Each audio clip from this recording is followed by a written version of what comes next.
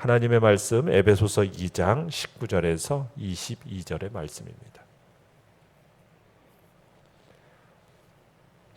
에베소서 2장 19절에서 22절입니다. 우리 한 목소리로 같이 읽습니다. 시작. 그러므로 이제부터 너희는 외인도 아니요 나그네도 아니요 오직 성도들과 동일한 시민이요 하나님의 권속이라. 너희는 사도들과 선지자들의 터 위에 세우심을 입은 자라. 그리스도 예수께서 친히 모퉁이 돌이 되셨느니라. 그의 안에서 건물마다 서로 연결하여 주 안에서 성전이 되어가고 너희도 성령 안에서 하나님이 거하실 처소가 되기 위하여 그리스도 예수 안에서 함께 지어져 가느니라. 아멘. 오늘 말씀의 제목은 분리가 우리 되는 교회라는 제목으로 말씀을 나눕니다. 교회 공동체는 유대인뿐만 아니라 이방인까지도 포함된 절대 유일무이한 하나의 구속 공동체입니다. 구원받기 이전의 이방인들은 어제 말씀에서처럼 아무런 소망이 없는 상태였었죠. 그러나 그리스도 안에서 이제 유대인들과 더불어서 수평적 화평을 이루게 되었고요. 뿐만 아니라 구원받은 성도들 모두가 하나님과 이제는 수직적인 화평을 이루게 되었습니다. 예수 그리스도께서 오셔서 십자가의 그 대속의 사역을 통해서 하나님께서 태초부터 이미 창세 전부터 세계 만민 중에서 택하신 자들, 그들의 구원을 위해서 세워놓으신 그 구속의 법을 완전히 성취하셨죠. 그러면서 이제 하나님과 인간 사이에 놓여져 있던 장벽을 제거하셨어요. 또 동일하게 이방인과 유대인들 사이에 있던 그 장벽도 무너뜨림으로 말미암아 이제는 동일하게 이방인들도 하나님 앞에 나아갈 수 있는 길이 열려지게 됩니다. 그러면서 이제는 이중적인 어떻게 보면 인종적이고 문화적인 그런 편견들을 하나님께서 다 그 장벽들을 제거하신 거예요.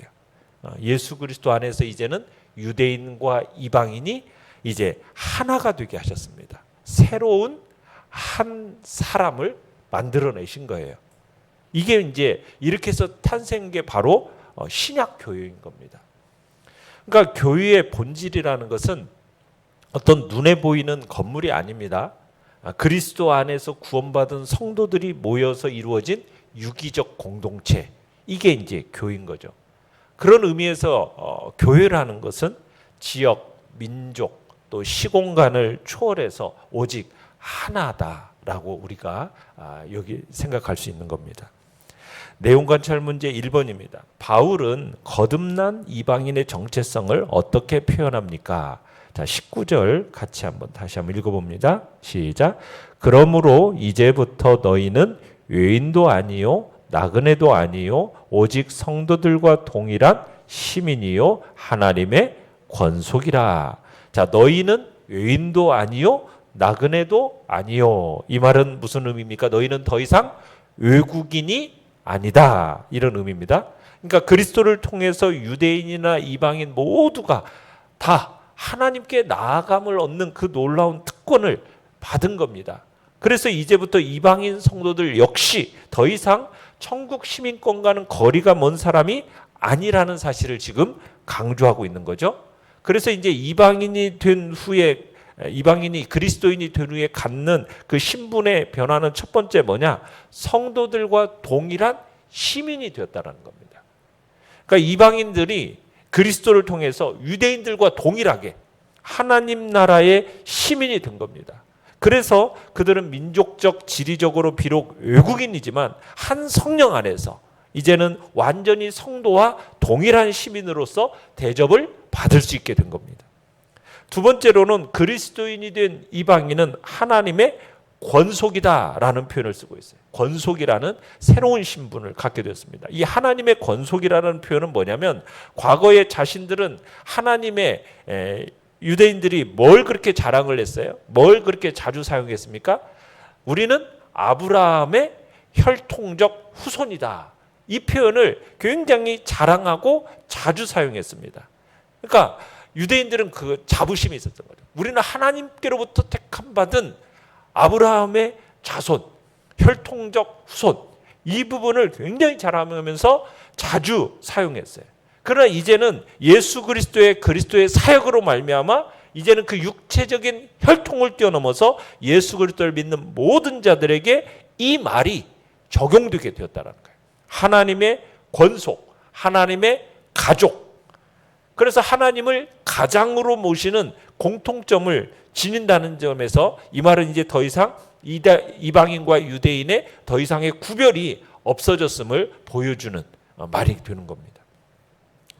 내용 관찰 문제 2번입니다. 바울은 그리스도 안에서 이방인과 유대인이 하나의 공동체를 이루는 것을 무엇에 비유합니까? 자, 20절, 21절 이렇게 보시면은 뭘로써 그리스도 안에서 이방인과 유대인이 하나의 공동체를 이룬 이 교회를 무엇에 비유하고 있습니까? 건물에 비유하고 있죠. 건물. 근데 건물도 단순한 건물이 아닙니다.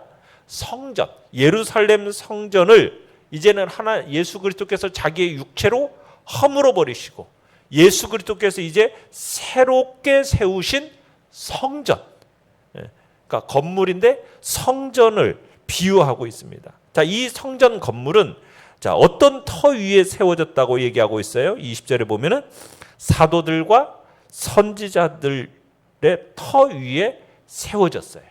그러니까 터가 사도들과 선지자들의 터입니다. 자, 그 다음에 모퉁이돌. 모퉁이돌은 뭐가 모퉁이돌이 되었어요? 예수 그리스도십니다. 자, 그러면은 건물의 재료는 뭡니까? 예수 그리스도로 말미암아 거듭난 성도들이 건물의 재료가 되는 겁니다. 그러니까 사도와 선지자들은 누구냐? 하나님의 그 구속의 경륜을 따라서 모든 사람을 위해 죽으신 예수 그리스도의 십자가의 비밀을, 그 비밀의 복음을 깨달은 사람들, 그 사람들이 사도들과 선지자들입니다. 그러니까 그들이 자신이 깨달은 복음을 전함으로써 교회의 터를 닦은 겁니다. 그리고 자, 그들이 바로 이제 친히 교회의 구성원의 구심점이 되어가지고 다른 모든 성도들이 이 그들을 따라서 신앙생활을 할 수 있도록 본이 되었던 거죠. 그래서 사도들과 선지자들이 교회의 터에. 자, 그 다음에 모퉁이돌. 모퉁이돌이라는 것은 뭡니까? 모퉁이돌이라는 것은 건물의 벽과 벽이 만나는 지점에 세워집니다. 그래서 건물의 기초를 삼을 뿐만 아니라 벽과 벽을 연결하는 역할을 하는 기초석이 모퉁이돌이에요. 특별히 고대 근동 지역에서는 건물을 세우는 사람이 자신의 이름을 이 모퉁이돌에 기록을 했습니다. 새겼어요. 그래서 건물이 자신의 소유임을 표시했던 거죠. 그러니까 예수님께서 바로 하나님께서 세운 이 교회의 기초이실 뿐만 아니라 자신이 이 교회의 뭐가 소유주임을, 교회는 자신의 소유임을 나타내는 모퉁이돌이 되신 겁니다. 그래서 예수 그리스도께서는 다른 사람을 시키지 않고 친히 자신의 직접 교회의 모퉁이돌이 되신 거죠. 자, 그러면서 이제 한 건물의 건축에 있어서 견고하게 선 이 모퉁이돌, 이 모퉁이돌을 중심으로 해서 건축 자재들이 서로 연결되어지면서 하나의 웅장한 건물이 이제 세워져 가는 것처럼 이 성전 건축 역시 이제 각 지체인 성도들이 서로 연결되어지면서 주 안에서 거룩한 성전으로 튼튼하게 세워져 가는 거다. 그러니까 이 건축은 오직 그리스도에게 안에서만 이루어지는 거예요.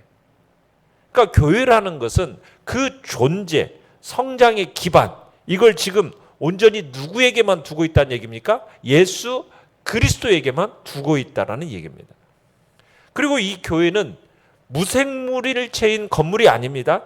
살아있는 생명체로서 자라간다라고 표현하고 있어요. 그러니까 교회는 유기체입니다. 살아있는 숨쉬는 유기체로서 예수 그리스도의 재림 때까지 지속적으로 성장해 가는 거죠. 그래서 22절에 보면은 이방인들인 이 에베소 성도들이 하나님께서 성령으로 거하실 처소인 교회의 일부가 되기 위해서 그리스도 예수 안에서 지금 함께 지어져 가고 있다라고 묘사를 하고 있는 거죠. 그러니까 오늘날 우리들도 마찬가지죠. 우리가 이제 새로운 성전으로서 어떻게 지어져 가고 있는지를 보여주는 장면인 겁니다. 우리가 성전으로서 지어져 가는 일은 예수 그리스도를 영접함으로 시작해가지고 성령을 의지함으로써 마무리가 되는 겁니다. 그러니까 교회의 이 유기체로서의 그 생명을 유지하기 위해서, 성장하기 위해서는 바로 언제나 주인 되시는 예수 그리스도와 동행자 되시는 성령 하나님을 의지해야 함을 이제 마지막 22절에서는 얘기하고 있는 거죠. 영과 묵상 문제 3번입니다. 모든 그리스도인들이 서로 연합해야 하는 이유는 무엇입니까? 자, 지금 바울이 성도들이 지금 사도들과 선지자들의 터 위에서 예수 그리스도를 모퉁이 돌로 해서 지금 건물처럼 지금 세워져 가고 있다. 이렇게 지금 묘사하고 있지 않습니까? 자, 그런데 아무리 웅장하게 지어졌어도 건물과 건물마다 서로 연결되어 있지 않다면, 그러면은 이 성전으로서의 기능을 제대로 할 수 있겠습니까? 없겠습니까? 제대로 할 수 없는 거예요. 건물의 두드러진 특징은 뭐냐? 결속력이에요. 결속력. 벽과 벽, 기둥과 기둥, 모든 면들이 어떻게 돼야 돼요? 연결되어야 돼요. 그런데 결속력이 떨어져 버리면 아무리 호화롭게 잘 지은 건물이라도 어떻게 돼 버립니까? 반드시 무너지게 되어 있어요. 붕괴돼 버리는 거예요. 그러니까 벽돌과 벽돌이 차곡차곡 틈새 없이 그렇게 쌓이고 붙어야 건물이 든든히 서 있는 거지 않습니까? 마찬가지로 성도들 간에 서로 어떻게 해야 된다는 거예요. 결속력이, 단단한 결속력이 있어야 된다는 거예요. 성도 간에 서로 묶여 있어야 된다는 거예요. 그래야 교회가 온전히 설 수 있다는 거죠. 그래서 모든 그리스도인들은 서로 연합해야 되는 겁니다. 홀로 있을 수가 없다라는 거예요. 그건 교회가 아니죠.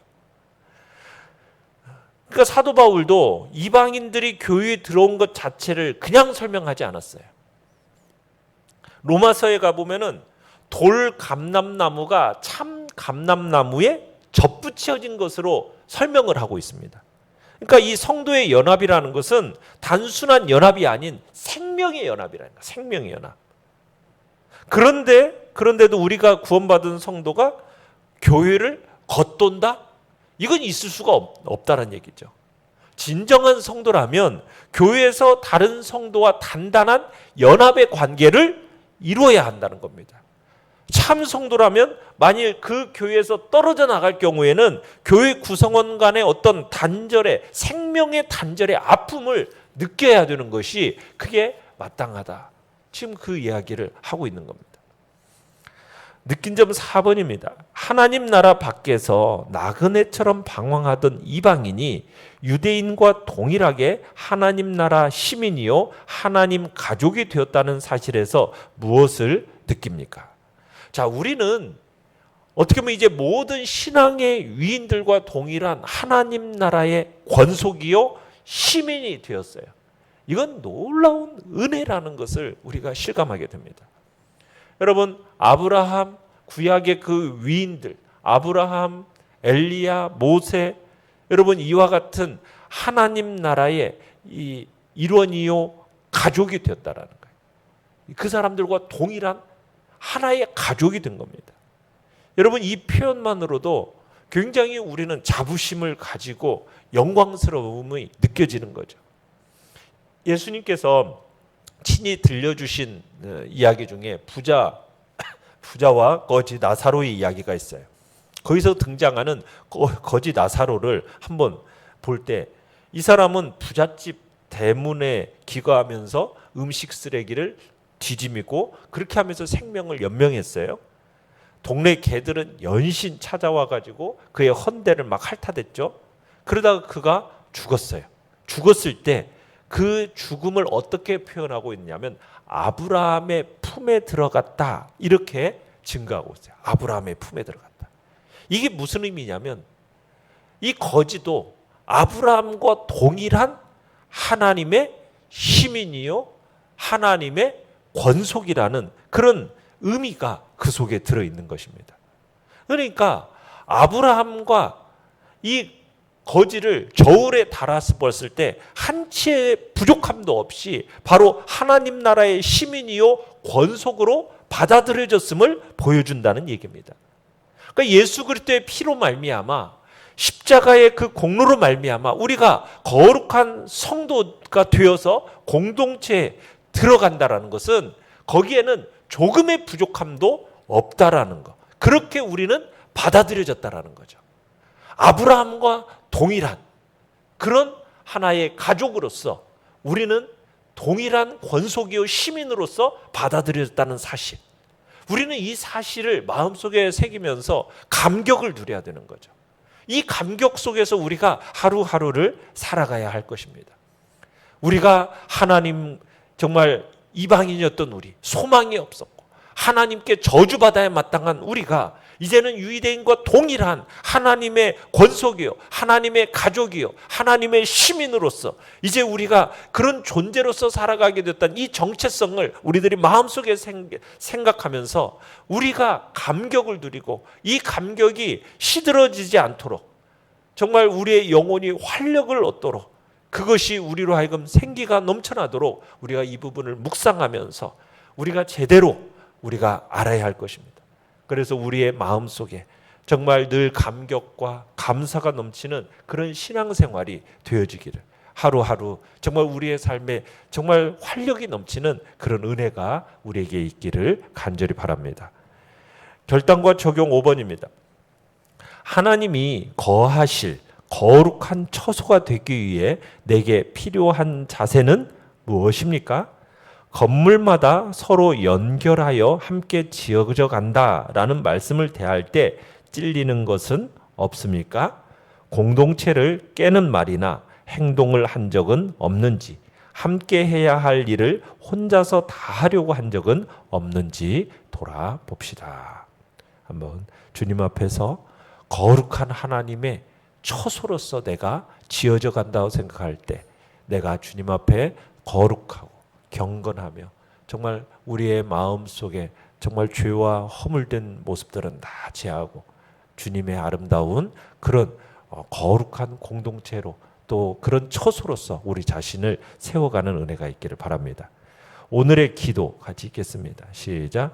독불 장군처럼 행동하지 않고 다른 성도들과 연합해 하나님 보시기에 아름다운 공동체를 이루게 하소서. 아멘.